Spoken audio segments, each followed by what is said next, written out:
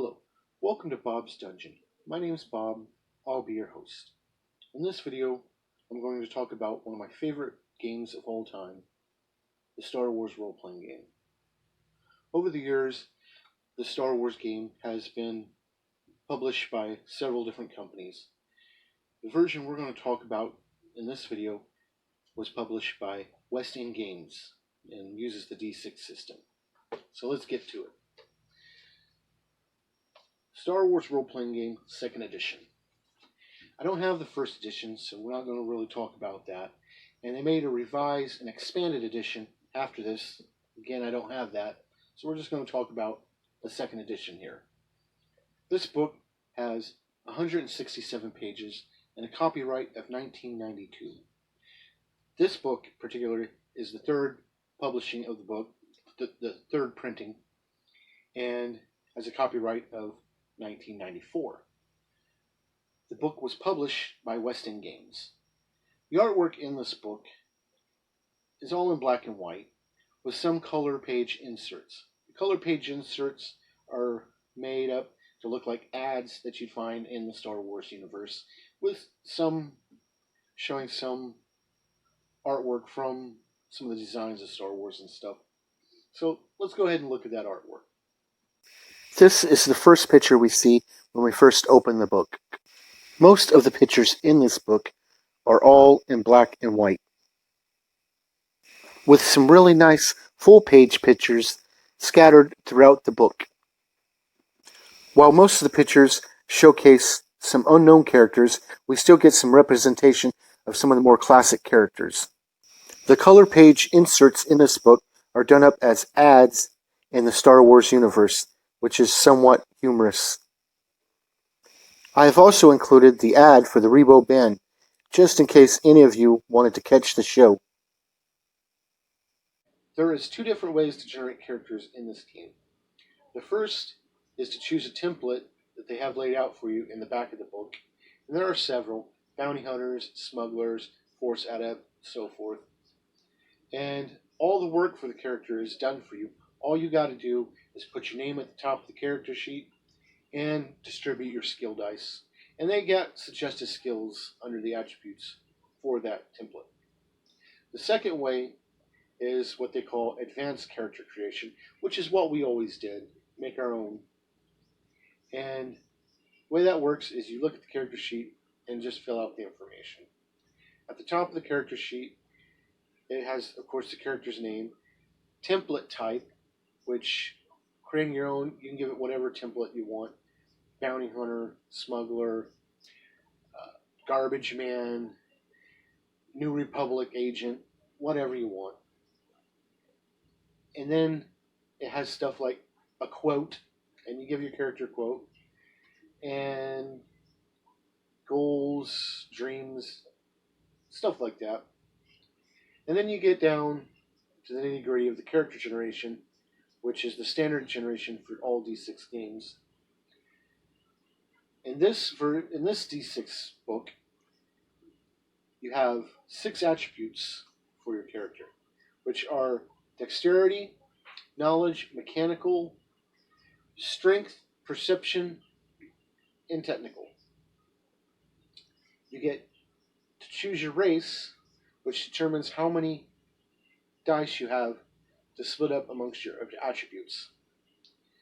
And the way that works is a regular human, as a player character, gets 18 dice to split up amongst their attributes. They have to put at least 2 dice in each attribute, but they can't put no more than 4. 4 is the maximum human limit. The other races have their own minimums and maximums on the attributes, and on occasion a different number of dice to put in those attributes. Usually they all have about 18. You can split those dice up if you want into smaller numbers when placing them in your attributes. These are called peps, and they're a +1. Each die can be broken down into 3 peps. So you can have a strength +1 or a strength +2. You cannot have a +3 in anything, because a +3 takes you up to the next die. So it's Pep 1, Pep 2, next die. The skills in this game are all tied to one of the attributes, and you pick your skills, write them down under the attribute, and you are given 7 skill dice to split up amongst your skills. And again, you can break them down into peps just like the attributes if you want, and the rules work the same. +1, +2, next die. When you place a die into a skill, each of the skills are considered to have a base of whatever the attribute they're tied to is. When you add a die to a skill, it adds to that. So if you have a 2 in strength and you buy a strength skill for a die, that strength skill will be 3 dice. After that, you decide on whether your character is going to be force sensitive or not. The difference between force sensitive and non-force sensitive is whether or not you have the ability to learn force powers or not. Also, at character creation, a force sensitive character starts with 2 force points. A non-force sensitive character starts with 1 force point. Also, a non-force sensitive character can only ever have 5 force points at any given time. They cannot earn any more than that. Whereas a force sensitive character has no limit on the amount of force points they can earn. The character at character generation, if you choose to be non-force sensitive and then later decide to be force sensitive, you can buy that later on with character points. But if you're not going to be force sensitive, I don't see why you change your mind later on. It just is up to the individual player. After that, each character starts with 5 character points. Character points are kind of the experience in this game. As you play the game, for each adventure you go on, the Game Master will reward you character points. The character points have 2 ways of being used in this game. The first way is when you're playing your character and you go to make a roll, before you roll, you decide, I want a better chance. You can burn off 1 or 2 character points and gain an extra die per character point you spend on that roll. And also, while we're on that subject, if you want to increase your die roll, you can spend a force point and double the amount of dice you roll on your roll. However, you cannot spend a force point or a character point to increase damage, and you cannot spend them both in the same round. Character points can also be used to increase your character's skills and abilities and so forth. So character points are extremely useful in this game. Wounds, this game uses the wound system, which means you take so much damage and it puts you in a certain condition. And once you gain a high enough condition, you're dead. But you usually wind up stunned before then, and hopefully they ignore you when you're unconscious. But that's really about it on character creation. The Game Master decides on how many character points you get at character creation to determine how much gear you get and stuff. Or he can just assign you gear and character points. The templates already have gear and credits assigned to them with the templates. The dice rolls in this game is pretty simple. You just use a number of 6-sided dice that equal either whatever dice and the skill you're using, or the attribute you're using, or the damage for the weapon. But when you roll the dice, you roll all the dice, add them together, and that's your final number. If you got any pluses, like any peps, you add those to the total. One of the dice in your rolls, excluding damage rolls,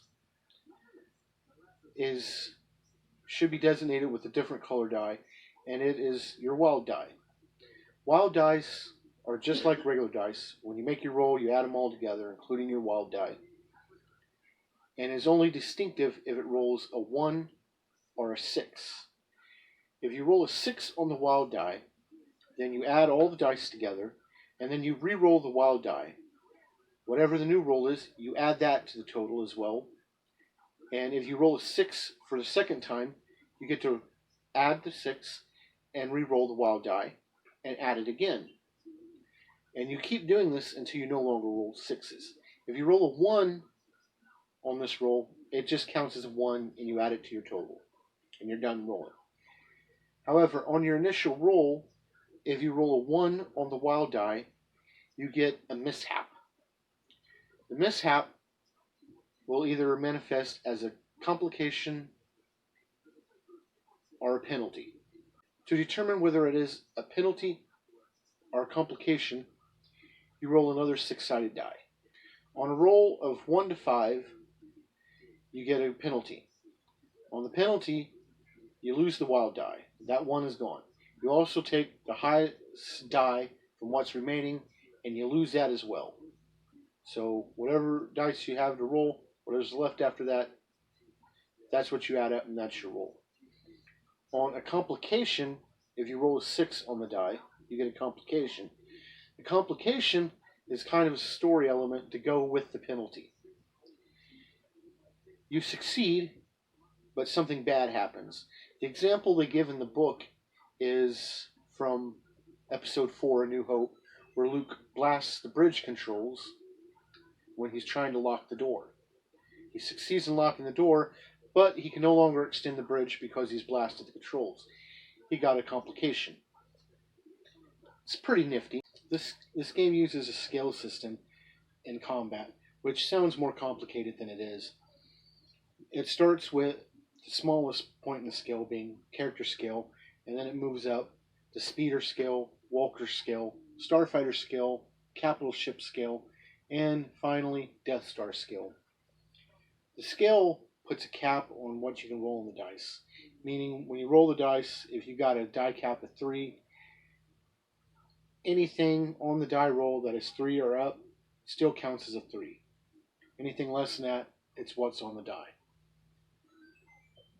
Basically, it's easier for a smaller scale individual to hit a larger scale and harder for a higher scale object to hit a lower scale object.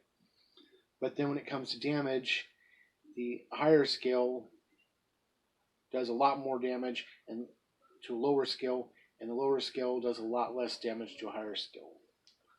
Now, when you do the die caps on these, if you roll a 6 on the wild die, it will count the same as per your 2-hit, the wild die. And that's the biggest thing to note in combat. This game also has a good section on equipment. The equipment section has everything you'll want, from blasters to backpacks. You also have a section on ground vehicles, which also consists of hover vehicles. Ground vehicles are usually wheeled or tracked vehicles. Hover vehicles is stuff like your speeder bikes and land speeders and so forth. And after that, you have a section on starships, and it has some starships in here for you to get. And other books they put out had more starships, but it gives you a good base in here. And it also tells you the travel times between different star systems, so you can travel there. The way that works is each ship armed with a hyperdrive has a hyperdrive multiplier, and you just times that by the travel time from place to place, and it tells you how long it takes. It's pretty simple. For as small as this book is, it's got a lot of information. The 4th chapter covers becoming a Jedi or a Force user, whatever, and it's pretty expensive to raise Force skills. The Force skills have powers, and as you increase them in dice, you gain new Force powers. And without a teacher, it's pretty expensive. I've heard a lot of people complain about how Jedi are just way overpowered in this game, and that can happen. But we always handled Jedi the correct way in our games, and it always kept them in check. And the way that worked was we always played Rebellion era games, and when the Jedi's started getting too pushy with their players, trying to push them to do the right thing or what they wanted their characters to do or whatever, other players basically just turned them into the Empire for a bounty, and that usually kept our Jedi's in line. But it talks about the dark side, and you gain dark side points for doing extremely evil acts, like murdering outright or whatever. And you don't have to be force sensitive to gain a dark side point. Once you gain a dark side point, every time you begin a game, you roll a d6. You have to roll above your dark side points in order to stay attuned to the light side. And if you roll the number of dark side points you have are lower, you fall to the dark side. When you fall to the dark side, it says that you have so many adventures to turn back to the light, or you lose your character and it becomes an NPC. Which is kind of harsh. We never really used that much. We just kind of used the dark side points to judge how evil you were. And we had one character that was pretty evil at one point. But this is actually a really good book.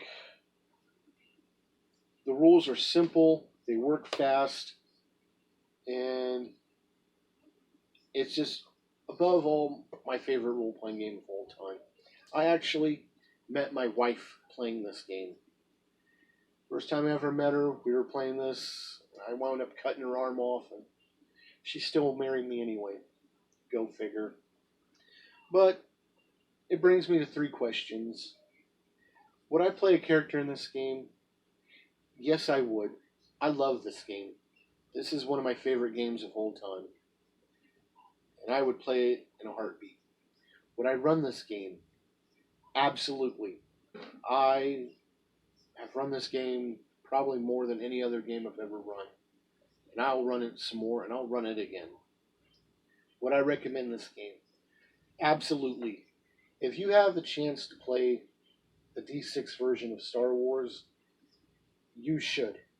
It is fun, it's exciting, it moves fast, it's a good game. It can be picked up by anybody. And that's really about all I have to say for the 2nd edition of Star Wars. Thank you for joining me at this look at the Star Wars role-playing game, 2nd edition. And hopefully you'll join me next time, where I'll talk about something else. Bye.